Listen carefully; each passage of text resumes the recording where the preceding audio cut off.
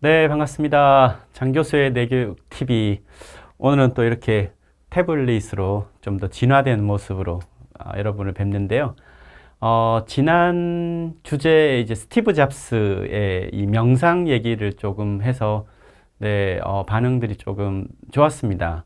네, 뭐 또 이 애플이 요즘에 시가총액 3조 달러로 워낙 또 전 세계 뉴스를 뜨겁게 달고 왔는데 그 애플 신화의 원천인 스티브 잡스가 서구에서 배웠던 어떤 학습 기제 이런 것이 아니라 동양에서의 정신문화의 정수라고 하는 이 명상에서 그 스티브 잡스의 이 상징적인 이 아주 심플한 옷과 단순함, 격식의 파괴, 또 영감, 통찰 이런 인간의 어떤 내적 역량이라는 것에 대한 개발이 동양적 사고에서 비롯되었다는 네, 그 좀 비하인드 스토리에 대해서 얘기를 드렸는데요.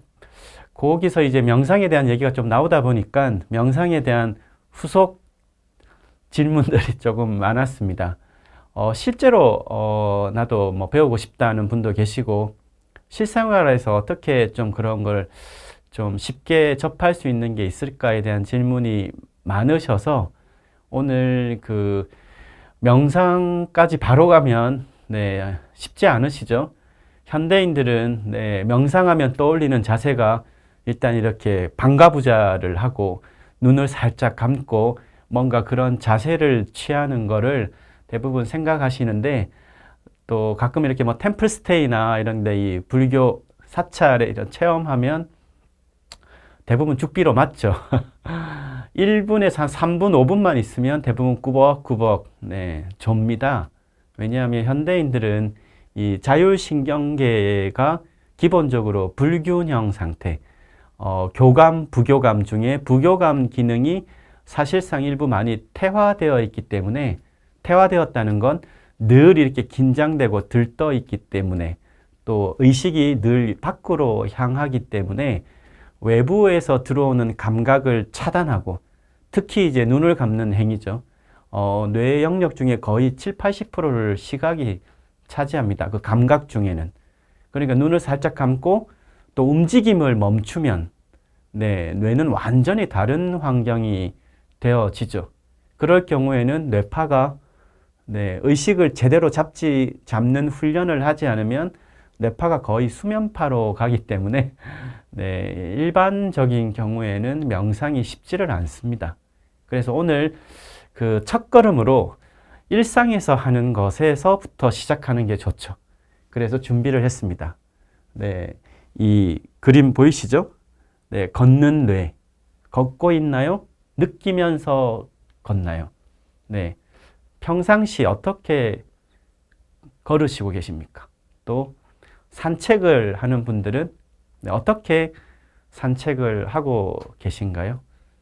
걷는 사람도 있고요. A에서 B로 내 몸을 이동하는 사람도 있고 걸을 때도 걷기 명상을 하는 분도 계시겠죠.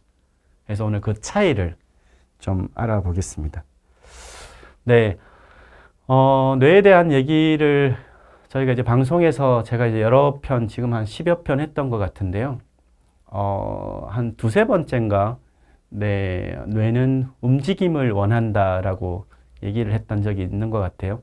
네, 뇌라는 거의 본질은 뭔가, 네, 동물, 네, 식물, 이 차이죠. 인간은 애니멀, 동물이죠. 그럼 뇌의 본질은 뭐겠습니까? 애니멀, 움직일 동자, 애니마, 네, 라틴어로 움직인다는 뜻이죠. 움직이는 영상, 애니메이션, 움직이는 개체, 애니멀, 움직일 동자를 씁니다. 태어나서 움직임이 시작되고, 움직임이 진화되고, 네, 아래쪽 그 포유류로 가면 사지를 움직이고, 더 파충류로 내려가면 뱀이나 악어처럼 이게 몸 전체를 뇌가 컨트롤하고 영장류가 되면 뇌의 그 사지의 말단까지 조절할 수 있다고 했습니다. 지구상의 유일한 직립보행을 할 수 있는 고등 생명체. 인간에게 뇌라는 건 기본적으로 움직임을 원하죠. 그 신체에서 들어오는 자극이 뇌에 변화를 주게 됩니다. 식물이 아니죠. 그래서 움직임이 멈추고 하면 식물인간 이런 표현도 쓰는데요. 걷는다는 것은 네, 우리가 태어나서 저렇게 아장아장 기다가 걷다가 제대로 몸을 쓰는 행위들. 그래서 한 2, 3년, 네, 한 두세 살이 되면 자기 몸을 다 컨트롤을 할 수 있게 되지 않습니까? 그리고 인간은 죽기 전까지 끊임없는 움직임을 향하죠. 하지만 성인기가 지나면 이 움직임은 갈수록 줄어들게 되죠. 지금 방송 보시는 분들, 작년보다 움직임의 총량이 많습니까? 적습니까? 내년이 되면 움직임이 늘어날까요? 줄어들까요? 특별한 노력을 하지 않으면 움직임은 줄어들겠죠. 움직임이 줄어들면 당연히 뇌의 활성도 기본적으로 줄어들 수밖에 없죠. 움직임이 시작되면서 생명이 시작되는 거고요. 움직임이 멈추면 동물로서의 생명도 멈추는 겁니다. 기본적으로 움직임을 원한다. 우리에게 걷는다는 것은 어떤 의미입니까? 그래서 기본적으로 몸을 움직이면, 걸으면 몸이 좋아진다는 인식보다 뇌가 깨어난다라는 인식을 기본 갖는 게 일단 시작입니다. 그래서 나에게 걷는 행위라는 거, 그런 인식을 갖고 이것이 어떻게 좀 명상까지 가게 할 수 있을까가 궁금하시죠? 그러면 조금 더 걷기와 걷기 명상의 이런 관점에서 많은 그 범위가 있는데요. 그냥 걷는 사람과 걷기를 명상으로 활용하는 사람의 어떤 차이가 생겨날까? 지금 여기 화면이 보이시죠? 여기 뇌가 있고 이렇게 척수가 있습니다. 오른쪽에 이제 우리가 이렇게 우리가 척추, 등뼈 안에 이 섬유다발 줄기가 이렇게 있는데요. 우리가 걷는다는 행위는 시시각각 일어나는 이 직립보행, 위대한 그 두뇌 발달의 어떤 행동인데요. 시시각각 인체에서 많은 이런 감각 신호들이 어디로 갈까요? 네, 척수를 통해서 뇌로 입력이 되겠죠. 그래서 감각은 입력된다 이렇게 얘기를 하는데 그 입력된 감각 신호들이 여기 보면은 이 두정엽 쪽에 체성 감각 피질 보이시나요? 운동 피질이라고 있죠.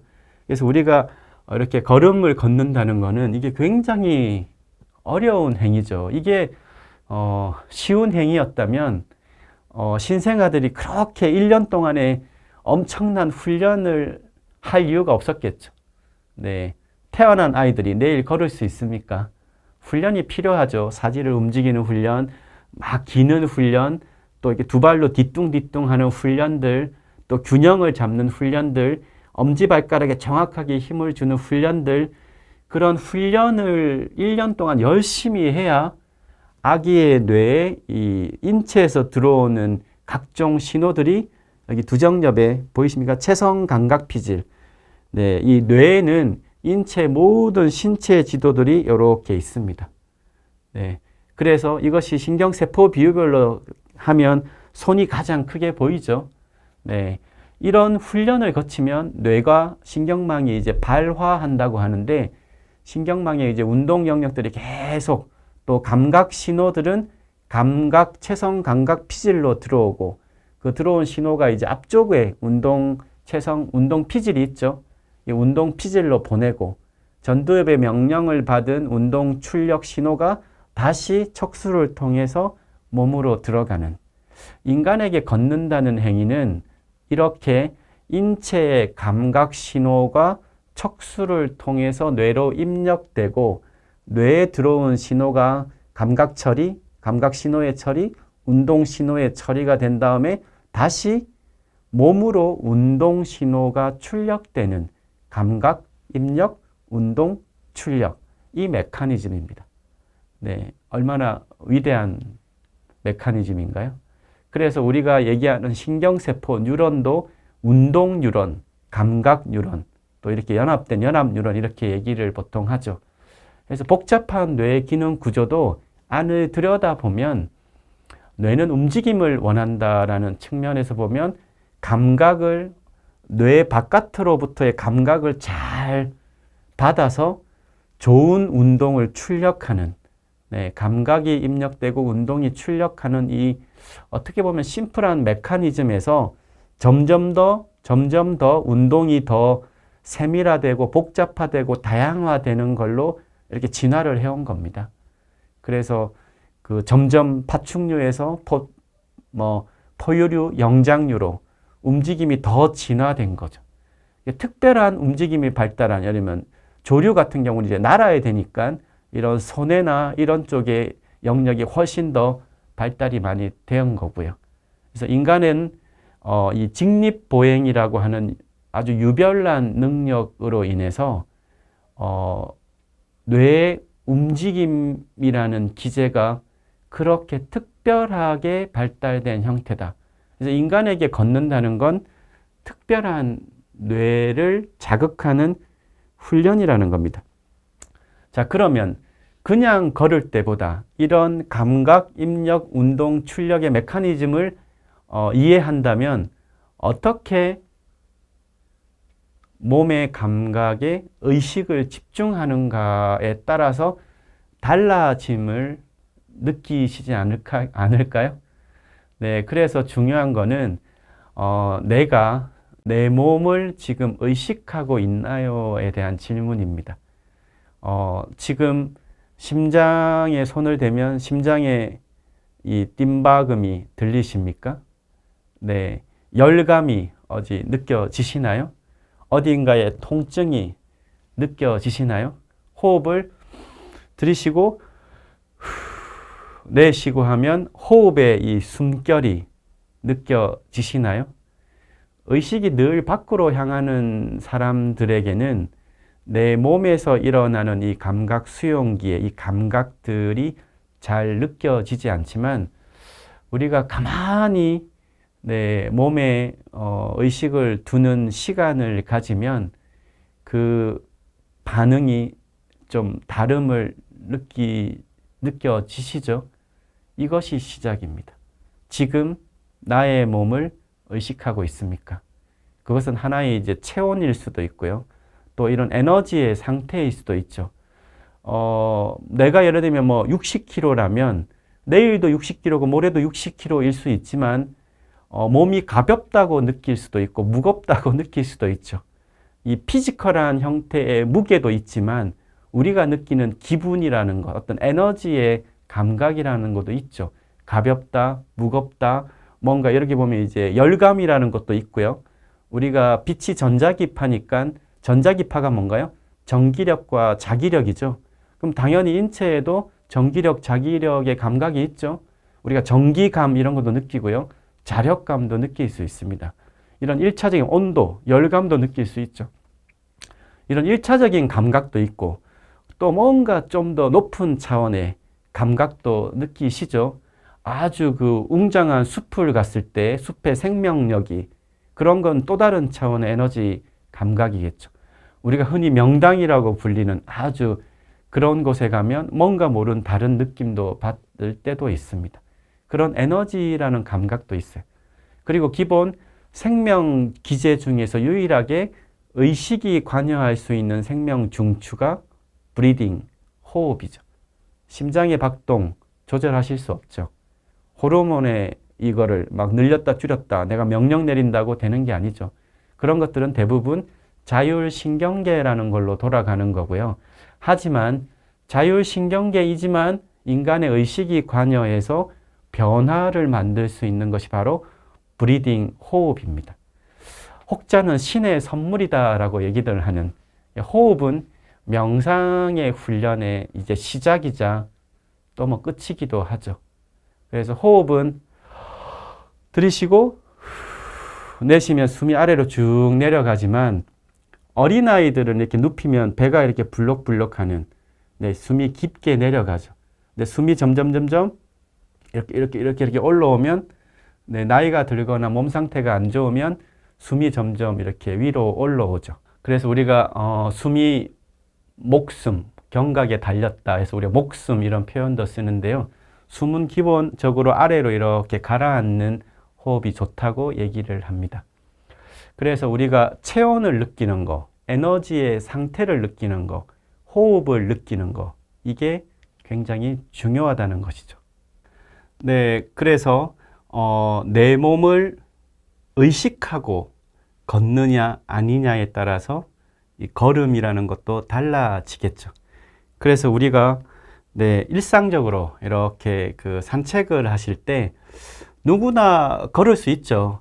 하지만 이 걸음을 통해서 발현되는 뇌의 반응이라는 건 제각각입니다.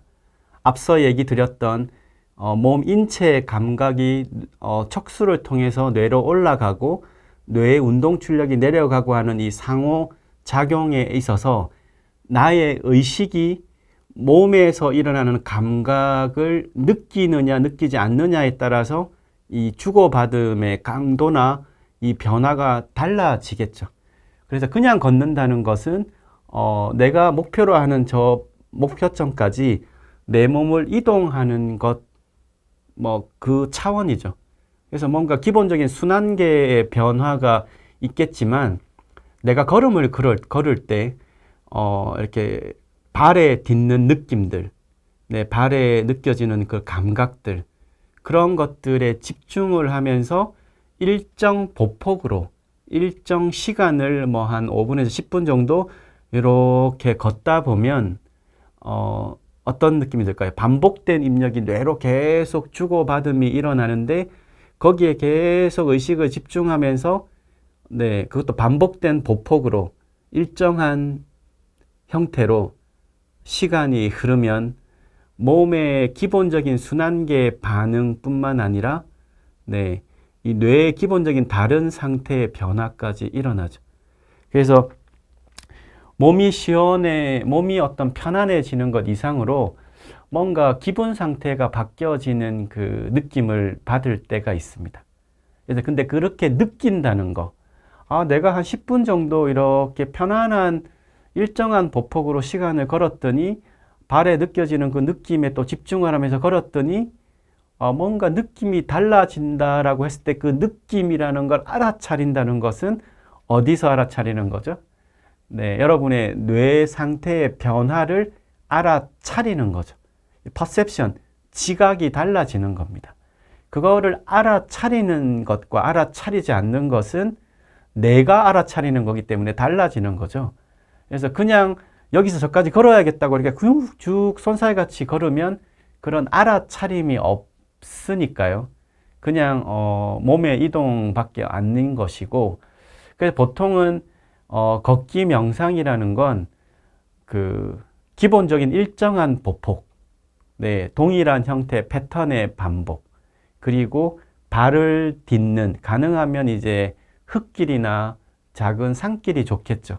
그런 길에서 일정 보폭과 반복된 패턴으로 일정 시간을 가다 보면, 그리고 감각을 발에 딛는 느낌에 집중하면서 점점 몸 전체를 바라보는 시각을 갖다 보면 몸의 상태의 변화를 알아차리고, 그리고 뇌의 상태가 뭔가 변화한다는 걸 알아차리는 그 지점이 옵니다. 그러면은 뭔가 머리도 맑아지는 상태, 뭔가 감정도 이렇게 조금 순화되는 상태, 그 상태가 느껴지면 심신의 변화가 온 거죠. 그때 간혹 이제 뭔가 풀리지 않았던 문제나 뭔가 이런 거를 일부러 이렇게 뭔가를 끌어올리면 거기에서 뇌가 굉장히 어떻게 보면 정보 처리가 잘 이루어진 상태이기 때문에 기존과는 다른 또 다른 이 신경망의 이런 맺어짐, 연결성, 이런 것들이 이렇게 일어나겠죠. 그 순간이 때로는 영감일 수도 있고 때로는 다른 각도에서 어떤 사물과 상황을 바라보게 될 수도 있는 뇌 현상이 일어납니다.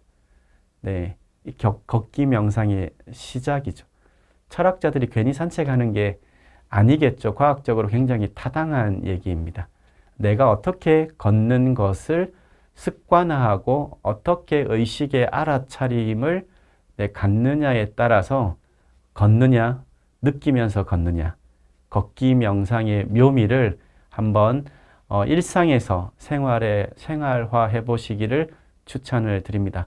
오늘 장 교수의 뇌교육 TV 그냥 걷습니까? 느끼면서 걷나요? 주제로 준비해 봤습니다. 감사합니다.